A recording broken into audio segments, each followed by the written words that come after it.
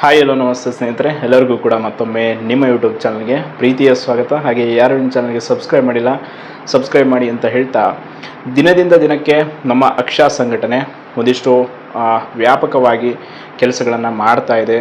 ವಿಶೇಷವಾಗಿ ನಿನ್ನೆಯಷ್ಟೇ ಕರ್ನಾಟಕ ರಕ್ಷಣಾ ವೇದಿಕೆಯ ನಾರಾಯಣಗೌಡರು ನಮ್ಮ ಅಕ್ಷಾ ಸಂಘಟನೆ ಅಧ್ಯಕ್ಷರಾದ ಕಾಂತಕುಮಾರ್ ಅವರಿಗೆ ರಾಜ್ಯ ವಿದ್ಯಾರ್ಥಿ ಘಟಕದ ಪ್ರಧಾನ ಸಂಚಾಲಕರಾಗಿ ಒಂದು ಅಧಿಕಾರವನ್ನು ನೀಡಿದ್ದಾರೆ. ಸೊ ಈ ಒಂದು ಜವಾಬ್ದಾರಿಯನ್ನು ನಮ್ಮ ಅಧ್ಯಕ್ಷರು ಸ್ವೀಕರಿಸಿದ್ದಾರೆ. ಕಾರಣ ಇಷ್ಟೇ, KS ಮರುಪರೀಕ್ಷೆ ಹೋರಾಟದಲ್ಲಿ ಯಾವ ರೀತಿ ನಮಗೆ ಕರವೇ ಸಪೋರ್ಟ್ ಮಾಡ್ತು ಅನ್ನೋದು, ಆ್ಯಂಡ್ ಅಲ್ಲಿ ವಿದ್ಯಾರ್ಥಿಗಳ ಬೆಂಬಲವನ್ನೆಲ್ಲವನ್ನು ನೋಡಿ ಈ ಒಂದು ಹೆಚ್ಚುವರಿ ಜವಾಬ್ದಾರಿಯನ್ನು ನೀಡಿದ್ದಾರೆ. ಸೊ ಅದನ್ನು ತುಂಬ ಉತ್ತಮವಾಗಿ ನಿರ್ವಹಿಸ್ತಾರೆ ಅನ್ನೋ ಭರವಸೆ ನಮಗಿದೆ. ಸೊ ಅದಕ್ಕೆ ಎಲ್ಲರ ಪರವಾಗಿ ನಾವು ಮತ್ತೊಮ್ಮೆ ನಮ್ಮ ಅಧ್ಯಕ್ಷರಿಗೆ ಅಭಿನಂದನೆಗಳನ್ನು ಸಲ್ಲಿಸೋಣ. ಆ್ಯಂಡ್ ಇನ್ನೊಂದು ಇಂಪಾರ್ಟೆಂಟು, KS ಮರುಪರೀಕ್ಷೆ ಬಗ್ಗೆ ತುಂಬ ಜನ ಡೌಟಲ್ಲಿದ್ದೀರಾ ಅಂತ ನಾನು ಕೇಳ್ಪಟ್ಟೆ. ತುಂಬ ಜನ ಸಂಜೆ ಕಮೆಂಟಲ್ಲೂ ಕೂಡ ನೋಡಿದೆ, ಕೆಲವರು ಟೆಲಿಗ್ರಾಮಲ್ಲಿ ಕೂಡ ಮೆಸೇಜ್ ಮಾಡಿದ್ರಿ. ಯಾವುದೇ ಸಂಶಯವನ್ನು KS ಮರುಪರೀಕ್ಷೆ ಬಗ್ಗೆ ಇಟ್ಕೊಳ್ಳೋಕೆ ಹೋಗಬೇಡಿ. 100% ಮರುಪರೀಕ್ಷೆ ಆಗುತ್ತೆ, ಬಟ್ ದಿನಾಂಕ ನಿಗದಿ ಆಗ್ತಾ ಇಲ್ಲ. ಸೊ ಈಗ ಆಲ್ರೆಡಿ 2 ಬಾರಿ ಅಭಿಯಾನವನ್ನು ಕೈಗೊಂಡಿದ್ದಾರೆ ನಮ್ಮ ಅಕ್ಷಾ ಟೀಮ್. ಸೊ ಇನ್ನೇನು ನಿಗದಿ ಆಗಬೇಕಿತ್ತು KS ಮರುಪರೀಕ್ಷೆ ದಿನಾಂಕ, ಬಟ್ ಇನ್ನೂ ಕೂಡ ದಿನಾಂಕ ನಿಗದಿ ಆಗ್ತಾ ಇಲ್ಲ. ಸೊ ಯಾಕೆ ದಿನಾಂಕ ನಿಗದಿ ಆಗ್ತಾ ಇಲ್ಲ ಅಂತಂದರೆ, ಬೇರೆ ಬೇರೆ ಎಕ್ಸಾಮ್ಸ್ಗಳದ್ದು ಸ್ವಲ್ಪ ಏಜ್ ರಿಲ್ಯಾಕ್ಸೇಷನ್ದು ವಿಚಾರವಾಗಿ ಏನೆಲ್ಲ ಆಗಿದೆ ಅನ್ನೋದು ಗೊತ್ತು. ಅದು ಬಿಟ್ಟರೆ ಬೇರೆ ಯಾವುದೇ ನೆಗೆಟಿವ್ ವಿಚಾರಗಳು ಏನೂ ಇಲ್ಲ KS ಮರುಪರೀಕ್ಷೆ ವಿಚಾರದಲ್ಲಿ. CM ಅವರ ಸೂಚನೆಯಂತೆ ಮರುಪರೀಕ್ಷೆ 100% ಆಗುತ್ತೆ.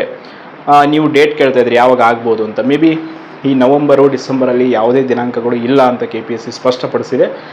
ಹೋದರೆ ಐ ಥಿಂಕ್ ನವಂಬರಲ್ಲಿ ಮಾಡೋದಕ್ಕೆ ಅವಕಾಶ ಕೂಡ ಇದೆ. ನೋಡೋಣ, ನವಂಬರ್ ಆಗಿಲ್ಲ ಅಂದರೆ ಮತ್ತೆ ಇನ್ನು ಡಿಸೆಂಬರಲ್ಲಿ PDO ಎಲ್ಲ ಎಕ್ಸಾಮ್ಸ್ ಇದೆ, ಇನ್ನು ಜನವರಿಗೆ ಹೋಗುತ್ತೆ.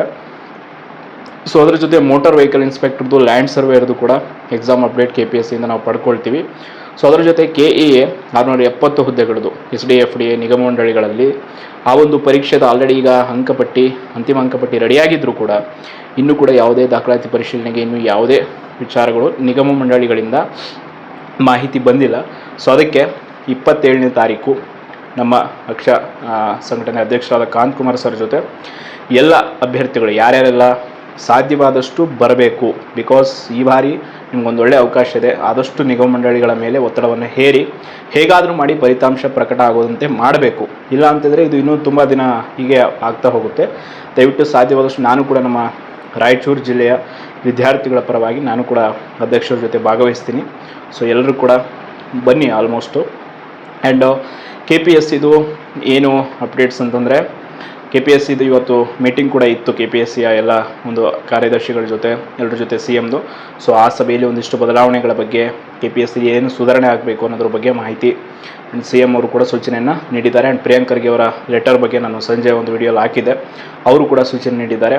ಆ್ಯಂಡ್ KEAದು ಹಾಲ್ ಟಿಕೆಟ್ ರಿಲೀಸ್ ಆಗಿದೆ 402 PSI ಎಕ್ಸಾಮ್ದು. ಸೊ 670 ಪೋಸ್ಟ್ ರಿಸಲ್ಟ್ದು ನಾವು ಹೇಳಿದ್ವಲ್ಲ 27ನೇ ತಾರೀಕು ಕಾಂತಕುಮಾರ್ ಸರ್ ಜೊತೆ ಎಲ್ಲರೂ ಕೂಡ ಒಟ್ಟಿಗೆ ಹೋಗಿ ಒಂದು ಫಲಿತಾಂಶದ ಬಗ್ಗೆ ಮಾಹಿತಿ ಪಡೆಯೋಣ ಅಂತ ಹೇಳ್ತಾ, ಇನ್ನು ಮುಂದೆ ಸ್ವಲ್ಪ ಡಿಫ್ರೆಂಟಾಗಿ ಮಾಹಿತಿಗಳ ಒಂದು ವಿನಿಮಯ ಆಗುತ್ತೆ.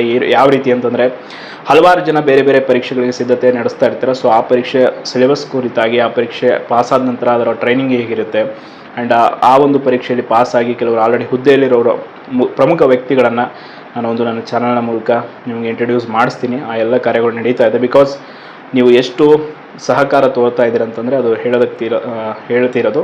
ಸೊ ಆ ಸಹಕಾರಕ್ಕೆ ನಾನು ಕೂಡ ಋಣಿಯಾಗಿರ್ತೀನಿ. ಆ್ಯಂಡ್ ಅದಕ್ಕೆ ನಿಮಗೆ ಅತ್ಯುತ್ತಮವಾದ ಮಾಹಿತಿಯನ್ನು ಒದಗಿಸ್ತೀನಿ ಅಂತ ಹೇಳ್ತಾ, ಯಾರು ನಿಮ್ಮ ಚಾನಲ್ಗೆ ಸಬ್ಸ್ಕ್ರೈಬ್ ಮಾಡಿಲ್ಲ ಸಬ್ಸ್ಕ್ರೈಬ್ ಮಾಡಿ. ಧನ್ಯವಾದಗಳು.